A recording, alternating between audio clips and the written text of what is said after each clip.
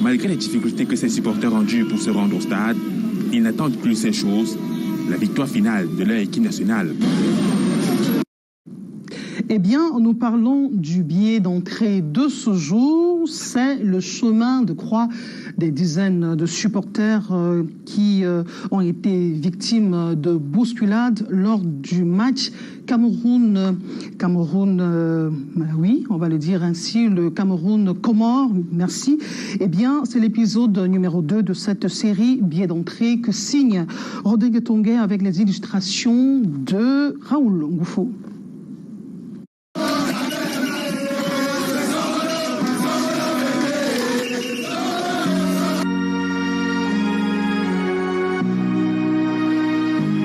La mort au bout de la passion, dimension supra de la vision hegelienne, de la passion qui prescrit que la vie sans elle serait moins vivante. Ces images de bousculade à l'une des entrées du stade Paul Biya d'Olembe pour le 8e de finale de la CAN 2021 opposant le Cameroun, pays hôte, aux Comores, nous enseignent qu'une passion excessive est aussi moins vivante, simplement mortelle. Mort pour leur passion de supporters, la mémoire des 8 décédés du 24 janvier au stade Olembe est la préfète, F-A-I-T-E, d'un parcours du combattant muet en chemin de croix pour foi de supporters.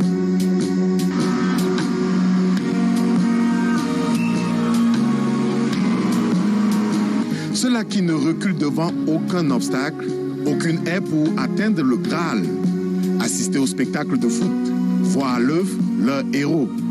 Et si parfois ces héros peuvent passer de vie à trépas durant le spectacle, il arrive aussi, et c'était le cas lundi, que ces fous de foot perdent leur vie pour ce qu'ils croient être le souverain bien, le jeu. Mais le jeu brille à travers tous les prismes, olympiques, émulatifs, ludiques, économiques, ne donne pas le droit de jouer avec la vie. Le véritable souverain bien, en fait. Alors, rigueur sur l'organisation, sur les programmations, sur les dispositifs de secours, sur la sécurité, pour ce qui concerne les organisateurs, et surtout, et le subliminal, la discipline du supporter avant, pendant et après le match sur les chemins de foi. Soyons fous de foot, mais croix de bois, croix de fer, tâchons d'être d'abord fous de vie.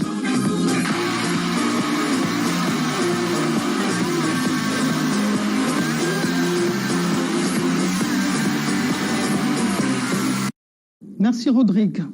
Cette 33e édition de la Coupe d'Afrique des Nations draine du beau monde, comme vous pouviez l'imaginer au pays de Roger Mila. Occasion idoine de vendre la destination du Cameroun. Eh bien, c'est ce que fait l'État à travers le ministère du Tourisme et des Loisirs. Plein feu sur les activités d'avant et depuis le démarrage de cette Coupe d'Afrique des Nations avec Karel Mizatiatoya.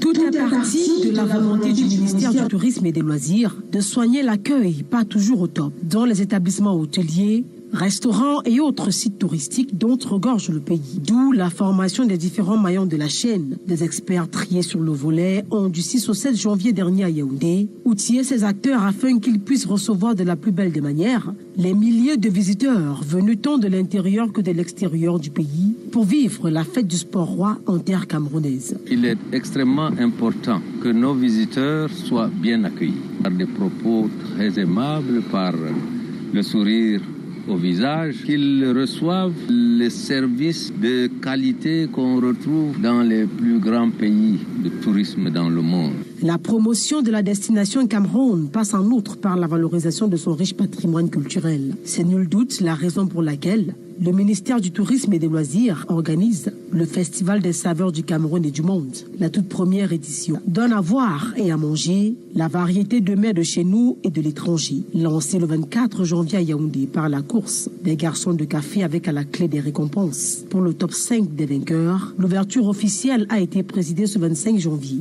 au siège des institutions par le ministre d'État, ministre du Tourisme et des Loisirs, au nom du Premier ministre, chef du gouvernement. Ces différents stands de nos régions vont représenter l'art culinaire et les saveurs de toutes nos régions.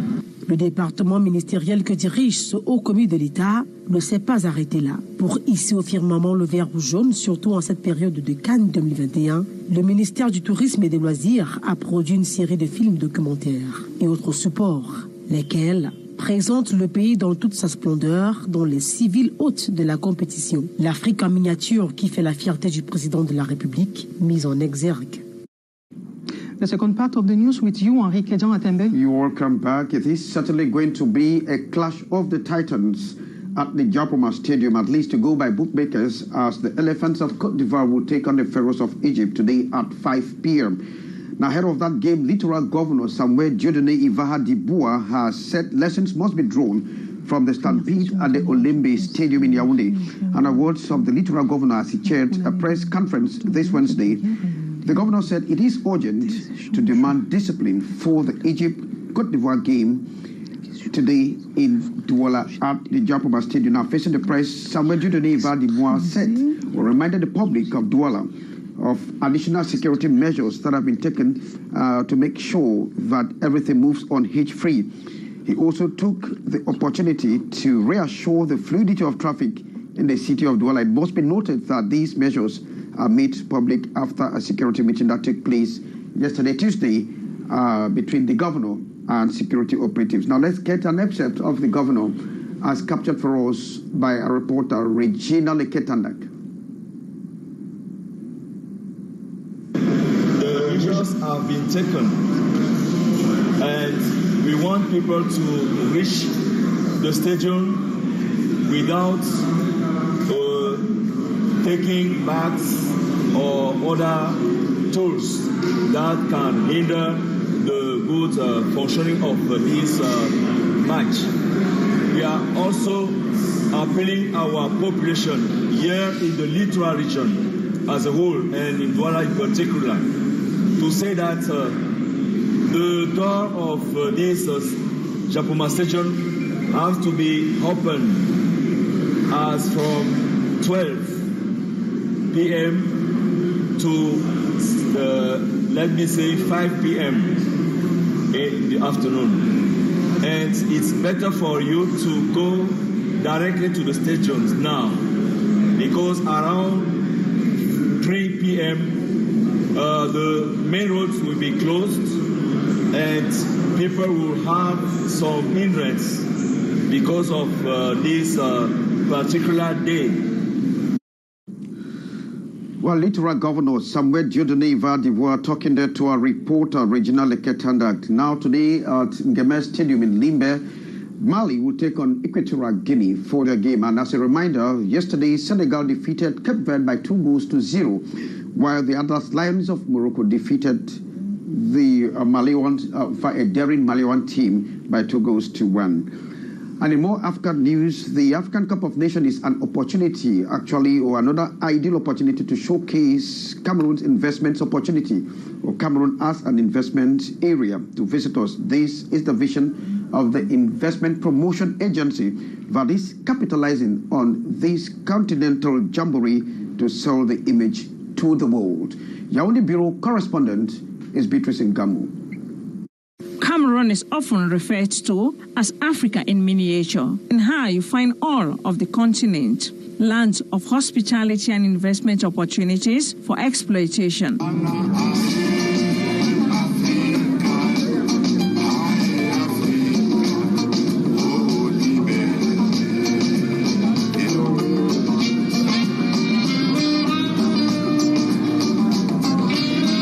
The ongoing Africa Cup of Nations tournament, one of such opportunity, which the Investment Promotion Agency sees to serve as an investment destination. Sell Cameroon to people who don't know what Cameroon is. The people come here for tourism. Now they have a different vision of what Cameroon is. Touching Cameroon with their hands and feeling it, the reality of Cameroon, definitely they will have to pick up their mind and put their radar for investments to Cameroon. Showing the world her beauty and numerous economic potentials. The IPA is there to facilitate the métier promo to the rest of the world Cameroon's rich economic potential and investment opportunities. The press is a privileged partner in this, selling Cameroon to the visitors, while the networking dinner during the weekend. The press is there to navigate that information, to be an ambassador of the IPA. We want the press to be an ambassador. Having first-hand information from the IPA, they will navigate this information to the world, and they will have the business community will know that Cameroon has potentials in investment and in economic activities. It's all about investment promotion, facilitation and attraction, as Cameroon is the gateway for investment in Central Africa. Well, thanks, Beatrice Ngamo. And as part of our efforts to improve on the output and competitiveness of local industries and enterprises, the Enterprise Upgrading Office and the Chamber of Commerce, Industry, Mines and Craft have renewed the terms of reference in an agreement that was signed January 25, 2022. Both structures actually intend to support 600 enterprises to improve on quality and, of course, to meet with international standards. By signing these documents January 25, 2022 in Douala, the National Enterprise Upgrading Office and the Chamber of Commerce, Industries, Mines and Crafts and enterprises committed in global and specific upgrading have taken the commitment to boost the output and competitiveness of local enterprises facing the challenges of free trade and the health pandemic. So far, over 300 companies have benefited from their training. 600 companies have been profiled, of which 300 became eligible. And they have been going into industry and focusing so far in the agro-industrial sector, helping in packaging, helping in companies doing production for not just the Cameroon market, but possibly for export into the sub-region. Beneficiary enterprises were called to respect the clauses of the agreement. I'm really pleased to be here. I'm also very grateful for the BMA to help us improve our quality of service. The Chamber of Commerce urged businesses to take advantage of such opportunities. At the level of the Chamber of Commerce, we want to see this. We want to tell the Cameroon enterprise sector that yes, you will be protected. Yes, we want to see import substitution as per government policy generally. Yes, we want to see all of this, but we cannot have a situation where the population is forced into buying substandard things just because we want to support local. There needs to be a movement towards best standards. There needs to be a movement towards getting the right quality based on international norms. And we think that from what we have seen so far on made in Cameroon products, there's been a marked improvement. It was equally an occasion to hand over hygiene guides to incoming agro and food processing enterprises and an opportunity for the African diaspora to present its plan of actions. According to the National Enterprise Upgrading Office, these actions fall within government's 2020 to 2030 national development strategies, one of them the structural transformation of the national economy through development of strong manufacturing industries. Thanks, Ambo. Gladys Dibang, Monique. Now also you have the next part. Yes, Henri Kédian, à Tembe, vous nous regardez à Dorbianga, en Sanaga maritime. Première session ordinaire du Conseil régional du Centre pour l'année 2022. C'était hier à Yaoundé. Au menu des travaux, la question de la mise en œuvre des projets de développement des collectivités territoriales décentralisées. Le principal souci des conseillers régionaux, c'est l'indisponibilité des fonds. Je vous propose d'écouter une réaction du conseiller, du président du Conseil régional du Centre, Gilbert Timi Evuna, au micro de Luc Mbondo. En principe, les fonds devaient être là.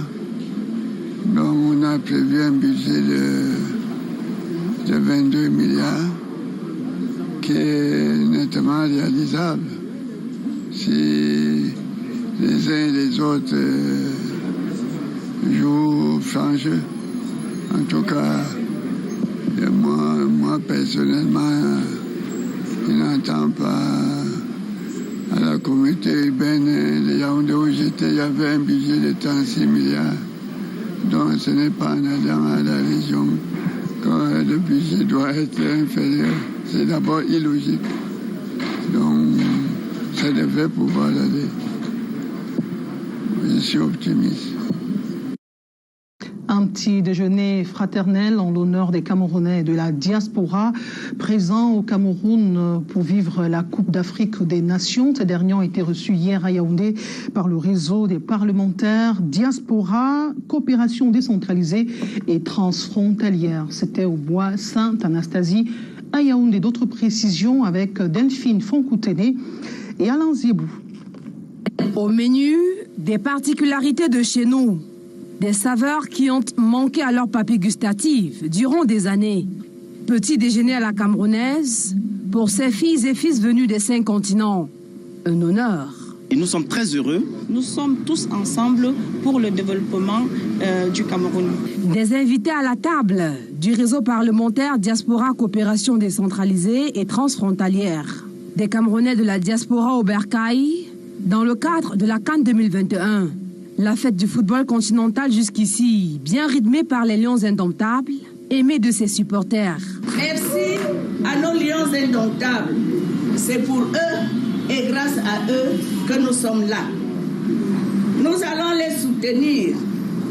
Nous allons les surlever jusqu'au ciel.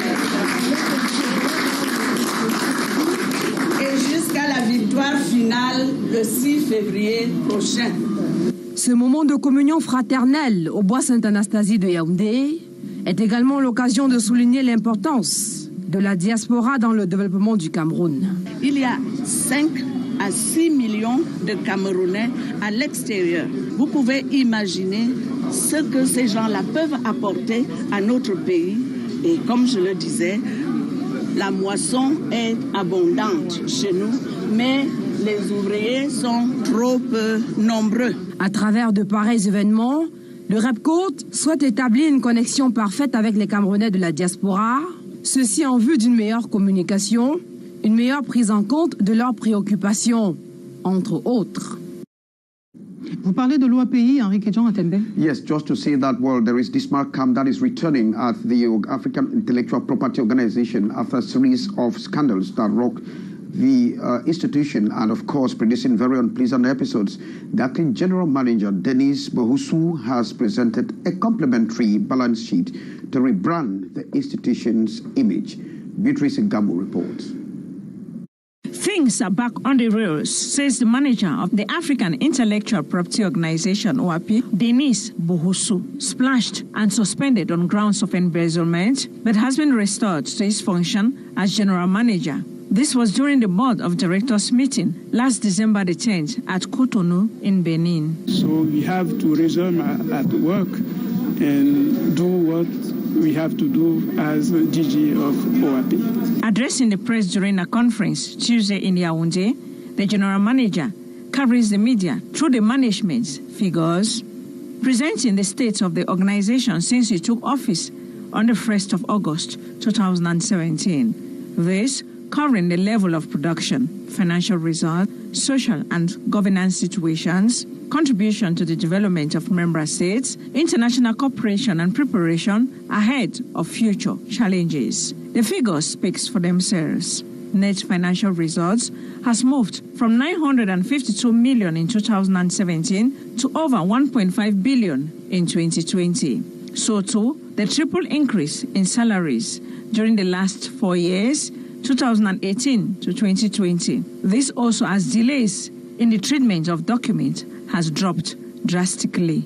All signs that OAPI is on good footing. Confidence and stability has also settled in. The African Intellectual Property Organization, OAPI, it should be noted, is an intergovernmental office in charge of delivering titles to industrial properties. She's equally the agency in charge of promoting the strategic use of intellectual property for development in the 18 member states. Interest this time around is on the innovation of OAPI intellectual property protection system and its impact on the development of enterprise, Well, thanks very much, Beatrice Ngamo, and that item that draws the curtain for this edition of the 1 p.m. Bilingual News, in which you got information that it's certainly going to be a clash of the Titans today at the Japoma Stadium come 5 p.m. as Côte d'Ivoire will take on Egypt. Le match Côte d'Ivoire-Égypte, c'est à 17h au stade de Japoma. Eh bien, la vente des billets, c'est de 13h jusqu'à 16h. Le stade sera fermé à 17h, heure de démarrage de cette rencontre. Mesdames, Messieurs, merci de nous avoir regardés sur Canal 2 International. Nos programmes se poursuivent. Prochain rendez-vous avec l'information, c'est à 15h30 dans le cadre d'Écho des régions. Et n'oubliez pas, 19h10, prenez rendez-vous avec Alain Ghislain Kanga pour le journal du soir. Bon après-midi sur Canal 2 International.